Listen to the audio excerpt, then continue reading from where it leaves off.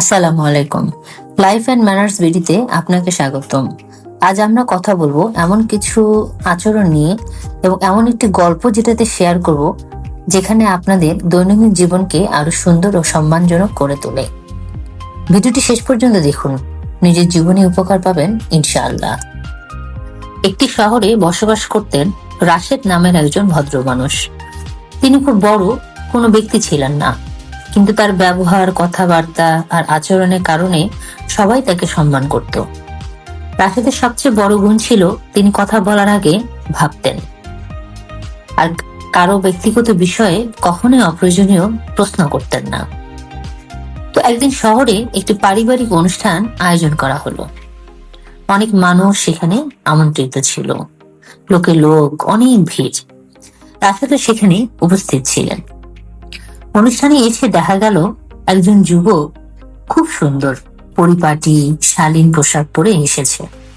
পোশাকটি ছিল খুবই রুচিশীল, কিন্তু অতি রঞ্জিত নয়। অনেকে তাকে দেখে প্রশংসা করতে শুরু করলো। বাহ বাহ বললো আপনাকে দারুণ সুন্দর লাগছে। কেউ বলল খুব সুন্দর পোশাক, কোথা থেকে কিনেছেন? যুবকটি হাসি মুখে বলল, উপহার পেয়েছি। এখানেই গল্পটা কিন্তু থামতে পারতো, কিন্তু থামলো না। একজন আরেকজনকে প্রশ্ন করতেই লাগলো, কে দিয়েছে, কত দাম, কোন উপলক্ষে কিনেছেন, এরকম নানা প্রশ্ন। যুবকটি ধীরে ধীরে অস্বস্তিতে পড়ে গেল।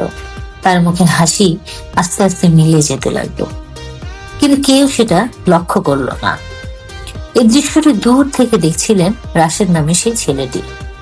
তিনি বুঝতে পারছিলেন এই প্রশ্নগুলো প্রয়োজনীয় নয়, বরং এগুলো একজন মানুষের ব্যক্তিগত সীমা লঙ্ঘন করা প্রশ্ন।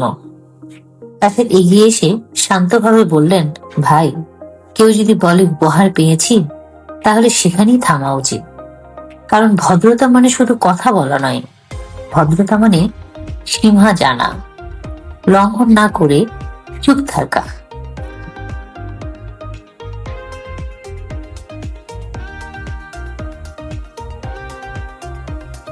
পরিবেশটা হঠাৎ শান্ত হয়ে গেল। অনেকে তখন বুঝতে পারলো আমরা না বুঝে কিভাবে কারো মনে কষ্ট দিই। অনুষ্ঠান শেষে যুবকটি এসে রাশেদের কাছে দাঁড়ালো, চোখে তার বিশাল কৃতজ্ঞতা। সে বলল, আপনি আজ আমাকে নয়, অনেক মানুষকে একটি বড় শিক্ষা দিয়েছেন। রাশেদ শুধু হালকা করে হাসলেন আর বললেন, ইসলাম আমাদের শেখায় কারো সম্মান রক্ষা করা ইবাদতের অংশ। এই গল্পটি এখানেই শেষ নয়, কারণ এই ঘটনা আমাদের প্রতিদিনের জীবনের গল্প। আমরা কতবার কারো পোশাক, আয়, সম্পর্ক, উপহার নিয়ে অপ্রয়োজনীয় প্রশ্ন করি, ভাবি না এতে তার কেমন লাগে।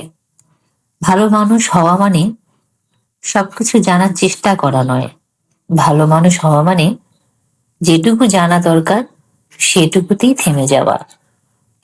ইসলাম আমাদের শিখিয়েছে কথায় সংযম, আচরণে শালীনতা আর মনে দয়া। আর যদি আমরা একটি প্রশ্ন কম করি, একটু কৌতূহল দমন করি, তাহলেই হয়তো কারো হৃদয় রক্ষা পাবে। আর সেটাই তো লাইফ অ্যান্ড ম্যানার্স বিডির আসল শিক্ষা। ভিডিওটি ভালো লাগলে অবশ্যই শেয়ার করবেন, সাবস্ক্রাইব করতে ভুলবেন না। আপনার একটি শেয়ার অনেক মানুষকে আলোকিত করবে। সবাইকে ধন্যবাদ। আসসালামু আলাইকুম।